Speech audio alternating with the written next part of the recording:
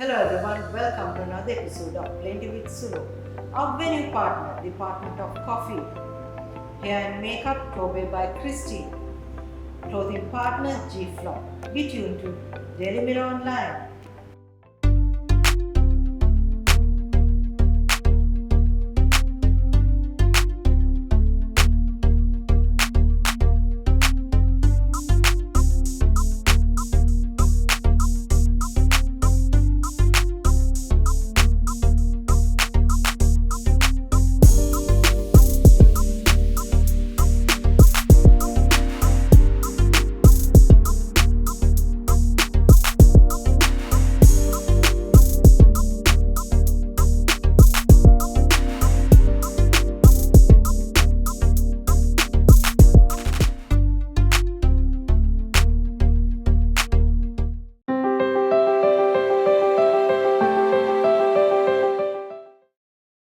Hello everyone, welcome to another episode of Plenty with Sulo.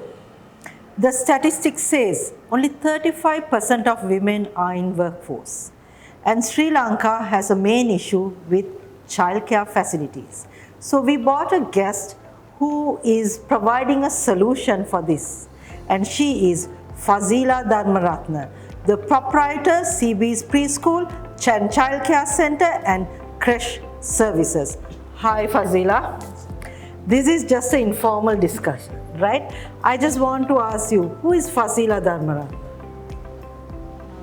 Fazeela is a very uncomplicated, extremely determined, and a person who absolutely loves to work with people. People-oriented person. It's very much so. Very much. Now, I'll just relate your name and all that. Fazeela Dharmaratne. What's the connection between? It's a connection that I'm extremely proud of. Yeah. And it's a connection that has made a huge impact in my life. So I was born to parents of a mixed marriage, so to say. My mom is a Christian. Okay. Dad is a Muslim. Right. And I'm married to a Buddhist. Okay, so you are a true Sri Lankan. I'm a true Sri Lankan. I have one more ethnicity to follow. Maybe one of my kids will. The Tamil, Hindu. So you are a true Sri Lankan, and I'm proud to associate with you. You started your career in a banking industry. Now you are an entrepreneur. So if we go back to your career in banking, if you can just share a few thoughts about your career. So yeah, right after my A-levels at 19, I had two dream jobs. Okay. One was to be a hotelier. Right. My father was a hotelier, so I grew up in that background, and to this day it's a dream that I still keep alive. Okay. We can talk about it later. And simply because of the stability factor and my childhood, one of my dreams at that age was to build my own house. Okay. And that was one of the motivations why I wanted to join a bank. As you thought the bank has money, so you can take No, them. not the bank. I knew that the bank, the staff do get, housing loan facilities and many. So it was a good enough motivation to join. And I joined HSBC, a multinational bank, and started at 19, and I continued with HSBC for 17 years. Okay, a banker for 17 years became an entrepreneur. How the shift happened? So the shift happened, I loved working at HSBC, right? And I consider myself very privileged and lucky to have had such a beautiful journey with a corporate. Right? Even when I was working at the time, all your friends have started on different journeys. Yeah. And 3-4 years down the line when you would meet up, one question that always kept coming up is, oh, you're still with them, right? While many of my friends have changed jobs, like they were in their third job also. Yeah. So yeah, I'm still with them. I have no reason to leave because I was having a You are a happy employee. I'm a happy employee, and then that is, I guess, if it is a learning that I can give somebody else who is listening. I told you I'm uncomplicated, right? Yeah. I don't overthink things. Okay. I'm focused on what I'm doing and I try to enjoy each thing I do, right? And when the job is given to you, you're expected to deliver it. Yeah. If you face any obstacles doing that job, you have the choice of complaining about it, or you have the choice of getting help or getting clarity from people and somehow or other work towards move on how to get the job done rather than complain about 10 things that would stop you from doing that. So you're a result-oriented person. I'm task-oriented and result-oriented, yes. So this was the culture that that company gave to me. Okay. Right? It wasn't only to me. Colleagues that came from my era in that side, I think we all had that attributes, right? It was about never saying no. It was about, I was in retail banking, so I was, I think, throughout my career there at front line, mainly dealing with people. So it was all about how do I deliver this, and customer service was at a very high point at that time. So, those were the things that molded me. Things were very simple, but when you look back, it wasn't all that simple. I mean, things with automation and technology now, it's so much more easier. But it was, now when you think back, I can't even understand why I'm saying it was easy. But it was enjoyable, and having job satisfaction or being happy at work, I think the onus is on you. Mainly you have a choice. And Yeah. if it is to such a stage that you're that unhappy, you always have a choice to leave. So it never came to that. And how the shift happened was, so I joined as a banking assistant. And I'm very proud to say that, I came up the ranks, and when I left, I had done several managerial positions. I was heading customer service at one point, back office operations at one time. Then I also did a 2-year stint with in HR, and then last posting was heading a cluster of branches. So you were an overall person when you live in. And that there again is something message I would like to give. So is on stereotyping, we talk a lot. It's a subject close to your heart as well. Again, that happens. I mean, the individual also has a part to play. Yes. So during my career, I was doing well at customer service, but then I realized Fazeela, customer service. That's what everyone thought, right? And I realized that this is like at one point an obstacle, right? All the job roles, like if I were to go for another challenging role, no, she is only good at customer service. Right now, you can keep quiet about it, or you can put your hand up and ask, okay, try me, in a different role. Open up for opportunities. Open up, and you need to, put yourself out there. Yeah. So that's how I did manage to get a lot of exposure in operations, in HR. And then finally, one of the biggest challenges, now things evolved, right? And then at some point it was all about numbers, right? Where's the revenue? Is she in a revenue generating role? And then there was a cluster of branches which was all about, getting revenue, going after the numbers, so there was So the person who had a dream to be a hotelier, to build a house, join the bank, then suddenly you say that you're running a daycare center and looking after children.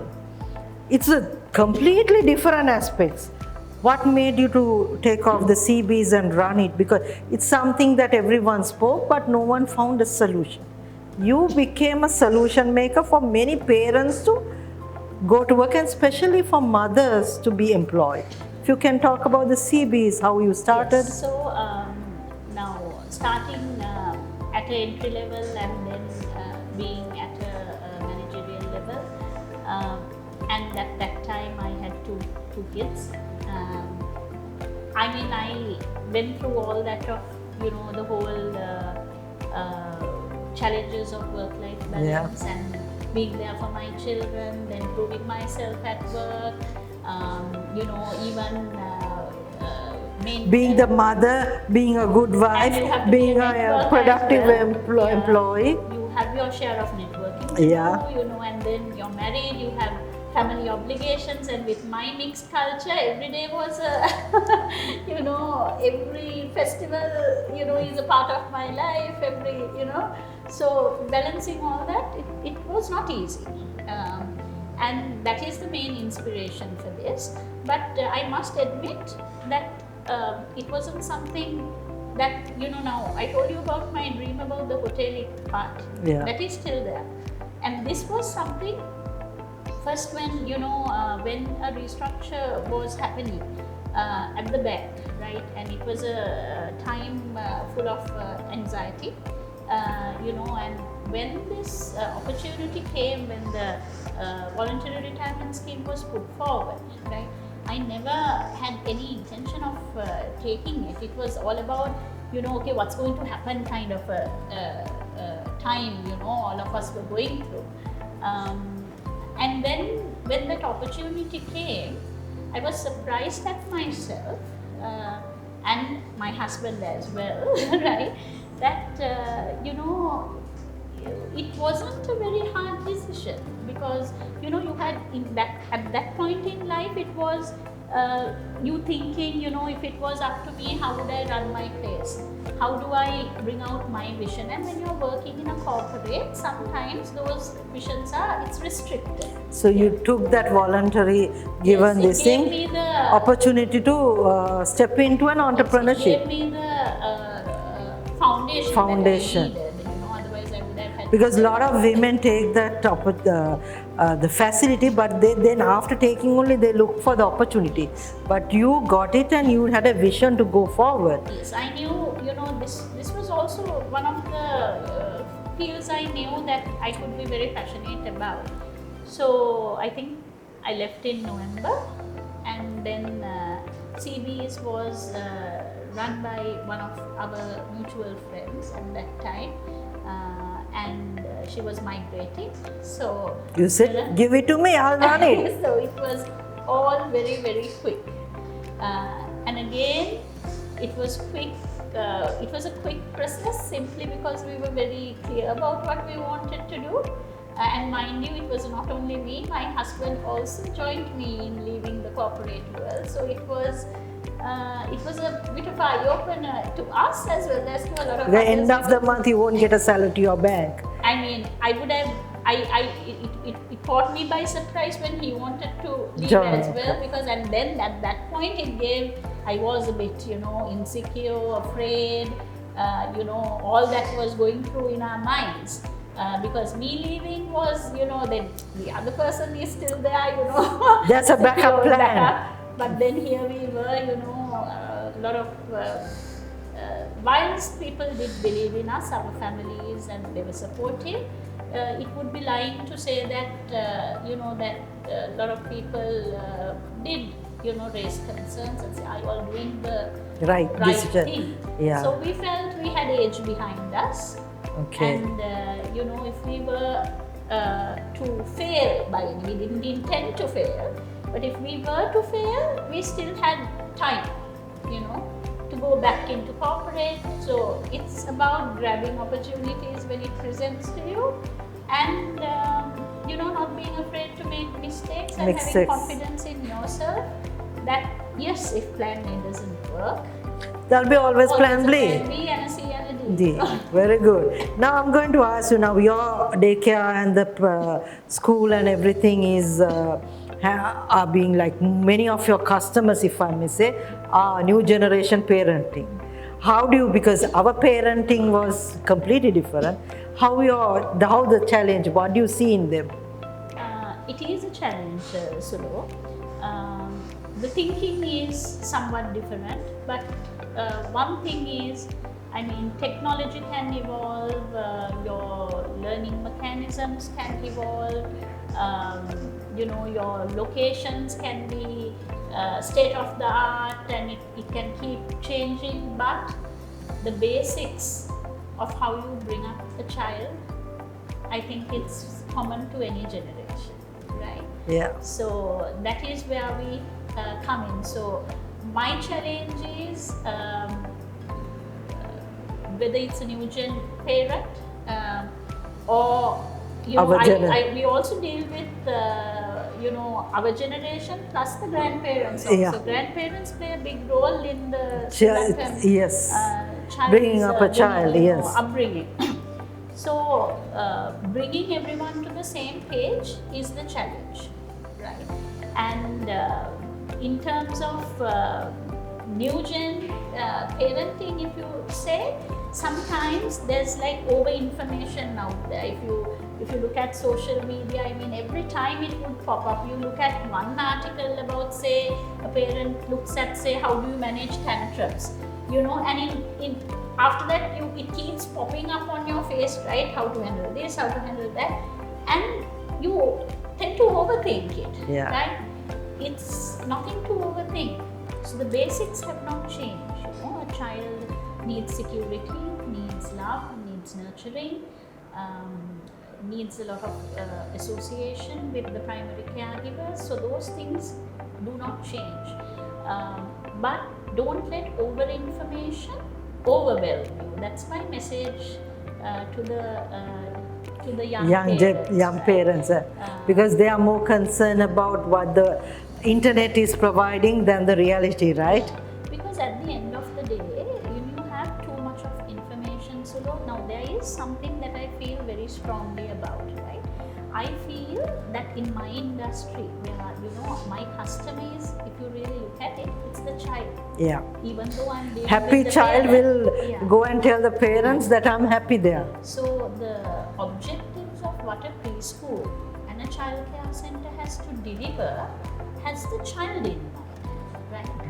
Yeah. So I have to, with my team, any childcare center, any early childhood development center, learning center, has these objects to deliver to the child, right?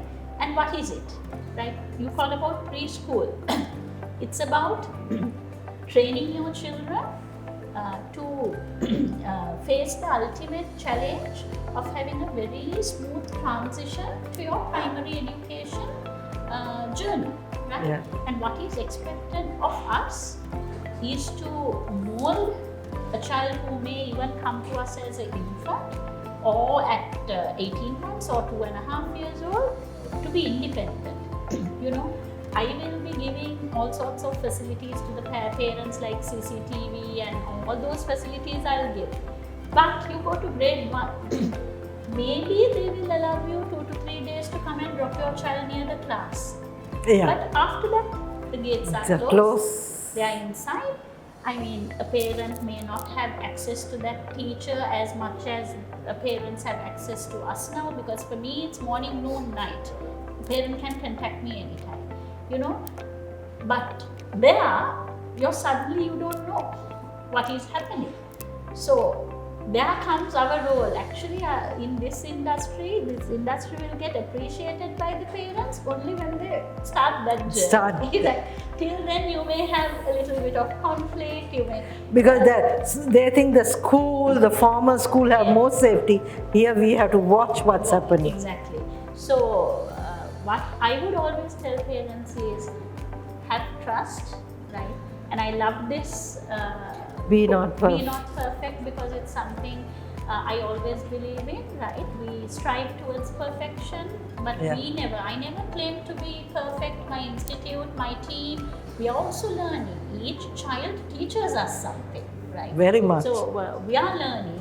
And yes, there will be mistakes that would happen, but we will learn from it, and that becomes another case study on how to deal with it better when it comes. So our goal is to have a child going into grade 1 full of confidence, able to express themselves well to a new teacher, to their colleagues, able to share things, able to wait their turn, able to eat your snack independently, and make sure they know the importance of it, respectful, have empathy. A lot of it is to do with behavior, right? Great. And that's the kind of child that I promise my parents that we will deliver. But Sulo, we need that freedom to do it. So. It's not from one end, they also have to support it. It is a collective, it is a very much a collective effort, a collective party. If parents and the preschool or the childcare center is pulling in two different directions, we won't be able to give that, right? So that's the goal. When if a parent takes a decision to put the child into childcare, that's something that you have to make up your mind on. Right? That sometimes the journey is not going to be easy. Sometimes you're not going to hear all the That's things you normal like. way of bringing up a child. Yes. There's 5 hot questions I'm going to ask. Quick answers, only one from one word.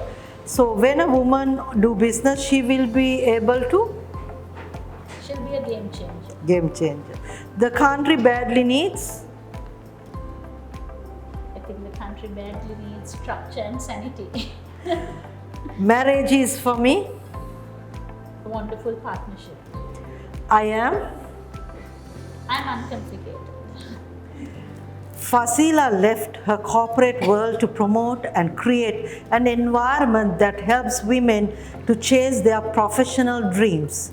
Her vision for fully pledged childcare solution have enabled many women in the corporate sector to continue and grow their careers and wear multiple hats while keeping together their family unit.